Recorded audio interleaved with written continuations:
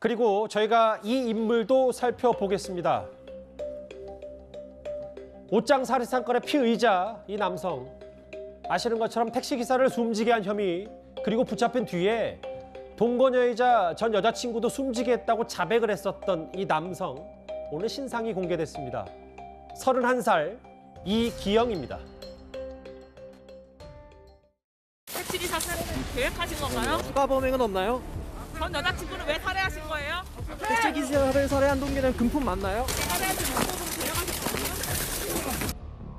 시신 못 찾고 본인이 계속 진술을 오락가락하면 또 다른 피해자가 있었는지 없었는지 밝혀내는 건 더 어려운 일이네요. 좀 어렵다고 볼 수 있죠. 한 가지 이제 희망은 뭐냐면 신상이 공개되면 지금 이 사람을 아는 많은 사람들이 사실 제보를 할 수 있는 거거든요. 꼭 살해된 피해자 말고도 뭐 여러 가지 이제 이 사람을 만나서 뭐 어떤 가해 행위를 당했다가 미수에 그친 사건들 이런 것들은 얼마든지 있을 수 있어서 얼굴을 보면 아마 제보가 이어질 것으로 추정을 해볼 수는 있겠습니다.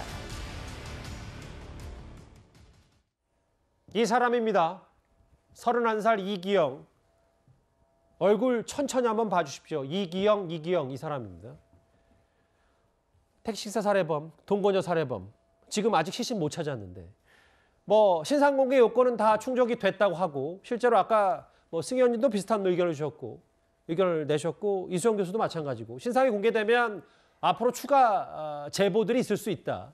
이런 기대, 신상공개 여러 요건 중에 이것도 중요하지 않습니까? 네, 사실 뭐 재범을 방지한다는 게 가장 중요하고, 또 저 사진을 봄으로써 기존에 있는, 특히 이 사건 같은 경우는 저도 분명히 여죄가 있을 수 있는 가능성이 없지 않는 사건이거든요. 그리고 그 여죄가 있다는 것이 증거로도 조금 나타나요. 분명히 휴대폰이나 이런 어떤 그 소지품들이 자기 게 아닌 게 나오는데, 예. 제가 진짜 화나는 거는 신상 공개가 되는데 저게 어느 사진인 줄 아십니까? 저 사진이? 저 사진이 운전면허증 사진이에요.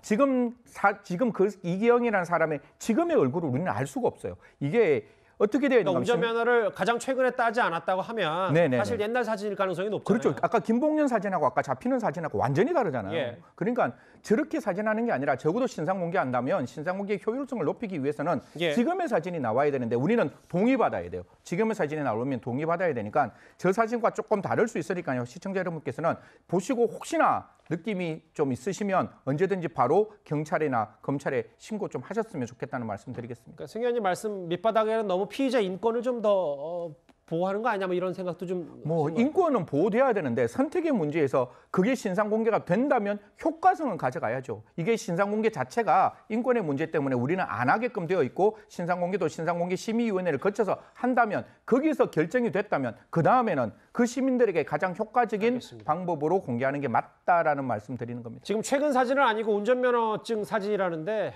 글쎄요. 뭐 일단 현실이 이러니까 저 얼굴 잘 주목해서 뭔가 떠오르는 거 있으면 바로 당국에 알려주셔야 될 것 같아요.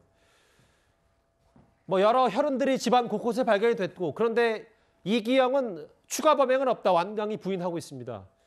근데 두 얼굴의 이기영을 기억하는 분들이 많아서 이기영이 주변 사람들에게 어떻게 기억되는지도 한번 목소리 듣고 오겠습니다. 그냥 궁금해요. 내려가이트에서 몇 번 탔어요. 걔 산책시키고 그런 것 같은데?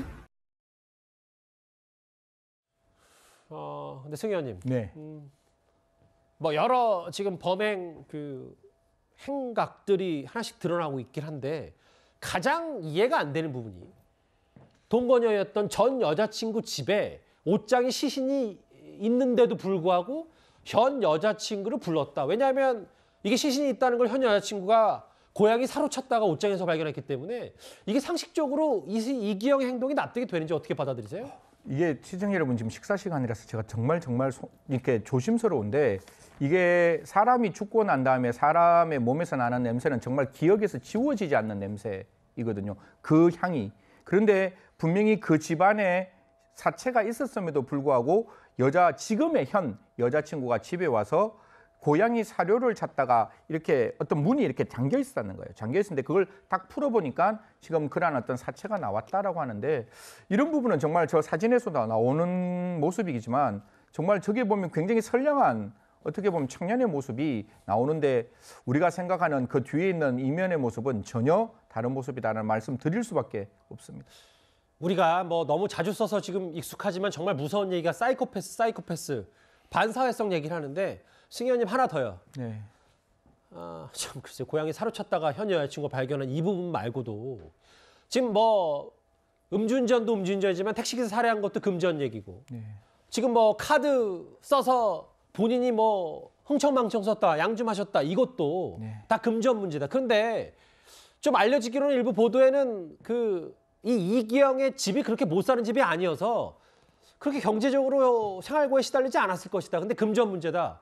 그럼 또 이게 사이코패스인지 뭐 이거 어떻게 받아들이세요? 사실 이게 금전 문제라고 지금 나오는 게 지금 우리는 그 이기영의 진술에 따라서밖에 나올 수 없는 것이고 그렇기 때문에 집에 여유가 있는데 내가 그거보다 더 많은 걸 가지기 위해서 딴 사람과 기생을 해서 그 사람의 삶에 기대서 살겠다는 것은 굉장히 무서운 일 중에 하나인 거죠. 사실 우리는 이 범죄를 살인죄라고 지금은 이야기하고 있습니다. 그런데 만약에 그 전에 동거하던 여자친구로부터 살해를 하고 살해하는 과정에서 그런 신용카드를 훔치겠다. 예. 신용카드 안에 있는 금전적 이득을 취득하겠다라고 생각했으면 그런 죄명이 바뀌는 겁니다. 강도살인죄가 되는 것이고 지금 제가 그 택시 기사를 사망에 이르게 하고 5천만 원 정도의 카드로 대출을 받거나 뭐 물건을 샀다 이런 얘기가 나오는데 저는 모르겠습니다. 그 카드가 어떤 회사인지는 모르겠지만 자기의 개인정보를 넣지 않으면 저는 대출 안 되는 걸로 알고 있거든요. 우발적으로 살해했는데 그 살해하고 난 다음에 그 사람이 카드의 신용번호를 알고 있다? 이거는 신의 경지인 거잖아요. 그럼 반대로 생각해 보십시오. 그 비밀번호를 알기 위해서 또 다른 행동을 했지 않았을까? 그럼 분명히 부검을 통해서 밝혀져야 되는 것이고 그렇게 본다면 지금의 우리가 갖고 있는 죄명하고는 완전히 다른 죄명, 알겠습니다. 강도살인죄가 될 수 있는 가능성이 있다는 말씀 드리겠습니다. 옷장 채신 사건의 범인 피의자는 31살 이기영 오늘 신상이 공개됐습니다. 앞으로도 뭐 여러 얘기들이 쏟아질 것 같은데 일단 여기서 저희는 오늘은 정리를 하도록 하겠습니다.